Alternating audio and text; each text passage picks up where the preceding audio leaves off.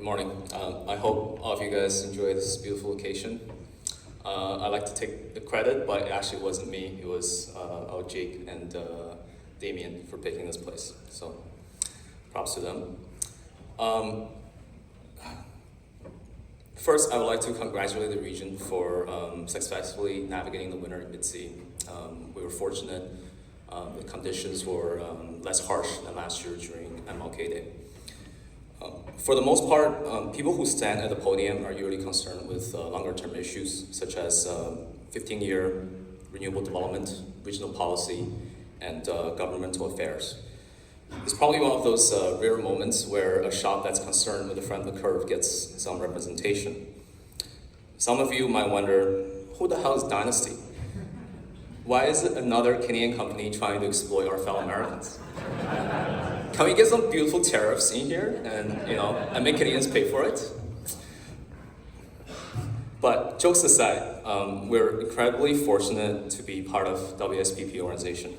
It represents the essence of free and open trade and allows companies such as Dynasty to provide liquidity through problem solving and relationship building. Despite not having a regional RTO, we believe the West functions efficiently with great resilience. So thank you to Damien again and Jake and each of our member organizations for making this possible. I started this journey 15 years ago by reading Mark Reisner's Cadillac Desert, a book on water development in the West and how we settled in the arid desert. This book can be summarized into one phrase: wrestling against nature. Over 100 years ago, John Wesley Powell traversed the Colorado River while William Mulholland battled for water rights for the constituents of Los Angeles. Our forefathers conquered the West and made it habitable by erecting engineering wonders on the Colorado and Columbia River, the benefits to which we still reap today. However, the fundamental problem of resource scarcity still grips the West. But 100 years later, I'm proud to say that the same spirit lives on through our member organizations. This time, we're battling against climate change through innovative technology, risk-taking, and regional policy coordination. There are shops like ours that peels the surface of the problem. Cool, most people don't care about the front of the curve. But there are also courageous companies taking significant risk by putting steel in the ground. For example, one company backed by actually the Canadian Pension Plan built gigawatts of transmission to bring wind from middle of nowhere to market. When was the last time a developer built major transmission projects? Further, another Canadian company recently built a big dam to provide much needed capacity to the West. Again, when was last time a major dam was built? It's probably 20 years ago. So at a time when the cost of supplying a portfolio of energy, capacity, and RECs is escalating dramatically, we believe regional collaboration is more necessary and appreciated than ever, regardless of its origin, be it American or Canadian. So let's give a round of applause to our member developers.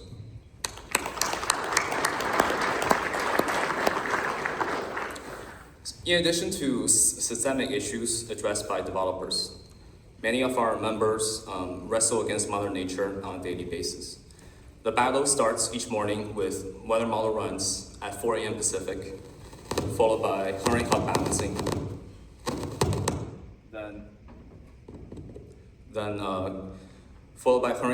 balancing, then cash physical trading, and finally balancing regional power in the term physical and financial markets till 3 in the afternoon. There are many unsung heroes leveraging everything in their arsenal to match supply and demand in the region in the short-term market. I kid you not, one managing director at a major shop still hustles us every morning at 4 a.m. He told me that we message you before jumping to the shower to make sure we don't miss a single trade. So I think you gotta, whatever you say, you gotta respect the hustle. So the short-term markets is where Dynasty mostly operates. The company started 15 years ago trading PJM and Eastern markets. Over the years, we've expanded into ERCOT, emissions, gas, Canadian, and European markets. Dynasty has also grown significantly to 60 traders across 3 offices, Calgary, Houston, and Slovenia. In 2021, Reginald and I left TransAlta. Speaking of which, I have to give a shout out to Max and TransAlta. They've pretty much taught everything that I know. So yeah, Reginald and I walked across the street in Calgary to start Dynasty's West Desk, which, believe it or not, wasn't the easiest thing in the world. But now, with 15 traders on the West Desk, 4 years later, we are very much married to the region. Regardless of which organization you represent, I hope we have been a meaningful partner to you at some point along the way. The West has also come a long way in the financial markets as well. 3 years ago, the financial market was so illiquid that I had 3 rules for trading WestFin. 1, never show anything. 2, always hit or lift. 3, the only way to put on a meaningful size is to either catch a falling knife or to pay significant premium. But with the entrance of more banks, commodity trading advisors, multi-strat funds, quantitative funds, proprietary shops, we've seen liquidity that one could have only dreamed of. In addition to market liquidity, these shops have also bid up the compensation for power traders. Although sometimes it's a nuisance to be bombarded by headhunters on a weekly basis, the market is really that hot. But we're very happy to see many of our friends taking advantage of amazing career opportunities. Bigger than markets are market changes, such as day-ahead market that's coming down the pike. Some type of security constrained economic dispatch model is much needed in order to manage our renewables and better utilize our transmission. Here at Dynasty, we do not have skin in the game as to which market is better or worse. We don't believe in a silver bullet to solve our problems. Instead, we believe in carefully defining risk parameters and making trade-offs to position our portfolio in a resilient manner. Regional integration brings tremendous benefits, but there are also trade-offs, such as autonomy, socialization of risk, and unintended distribution. Recently, one of our friends identified a flaw in the EDAM design where congestion revenue on Ballard transmission would be disproportionately transferred to certain ratepayers. There are inherent trade-offs. These are inherent trade-offs of regional integration. Another example was mid-sea winter storm in January 2024, where we saw regional transfers of a few gigawatts of power for 5 days, but majority of the economic surplus went to the tune of $500 per megawatt went to the source market, and very little was passed to the sink market. We're not here to criticize any market design, especially since California has been more than generous for giving us cheap solar power and for incentivizing renewable development across the West with generous RPS incentives.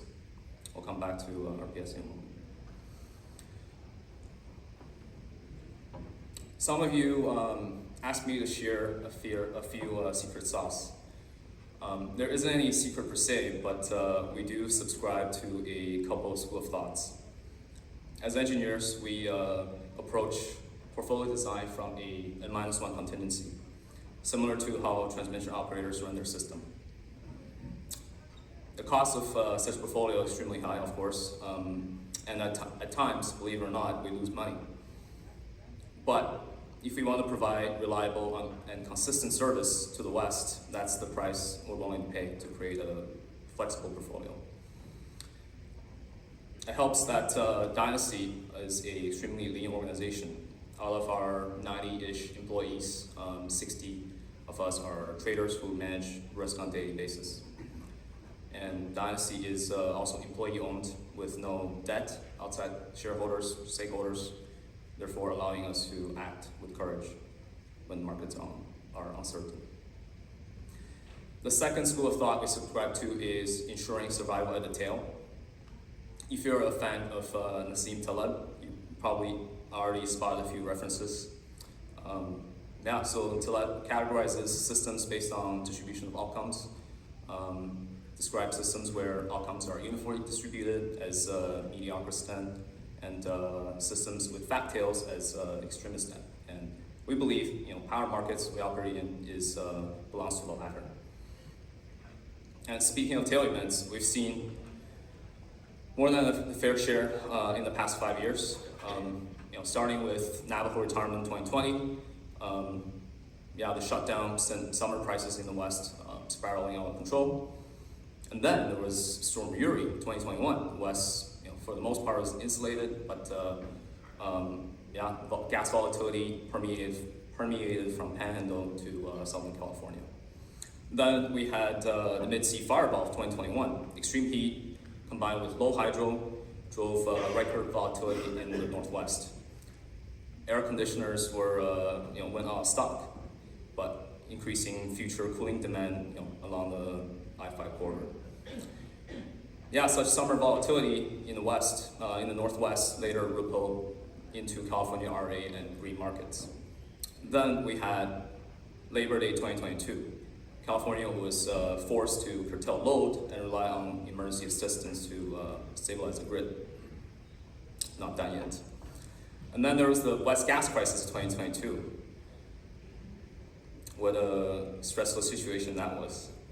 So we had an explosion on line 2000, which drove the West basis from $7 to $50. And for context, power spiked from $80 to $600 across the West. Eventually, CPUC expanded the gas storage in LISO, which helped alleviate future problems. And then there was a mid-sea term crisis, 2023. With Washington Carbon, low hydro, elevated West basis, and long-term commitments to other regions, it made it very expensive to serve the Northwest in the summer, which all came down to the capacity crisis of 24 last year. Exhausted Northwest, along with lack of Diablo, drove capacity and RPS prices to the roof. However, we had repercussions. There's Assembly Bill 1191, which was introduced recently, potentially reshaping the supply landscape for RPS. Finally, we had MLK long weekend 2024, where the grid was tested to record levels in the Pacific Northwest. We saw more than 10 days of EEA and 6 days of elevated prices. Jesus, the past 5 years hasn't been easy, has it? So I'm here to congratulate each one of you for surviving all that challenges. And through WSPP, we've navigated all these challenges together. So round of applause to each one of you guys. So what about the regional RTO? We believe it will be an essential tool in our toolbox, but it cannot replace diligent portfolio management and risk management. Even with RTO, such as ERCOT, PJM, tail events still happen, and their consequences are fairly significant. But looking ahead, serving large-scale data center, that's the buzzword of the day, will be the biggest challenge. Might not have seen it yet, but there will be competition between hyperscalers and our traditional load-serving entities for transmission, interconnection, and access to resources. And one step beyond power, the cost of living crisis is intensifying in North America as we raise government receipts through tariffs and taxes, reduce government spending, and institute invisible tax through negative interest rate. Ratepayers' ability to shoulder higher rates will be diminished. So therefore, we have to work even harder because our margin of error will be reduced going forward. As we navigate new market structures, that's one thing we believe in is let's ensure that there is flexibility in the system and in the design of the system. Together, we think we can shape a resilient, efficient, and innovative Western electricity market. And Dynasty, we're very grateful to be with all of you guys along the journey so far, and very much looking forward to future challenges. Thanks.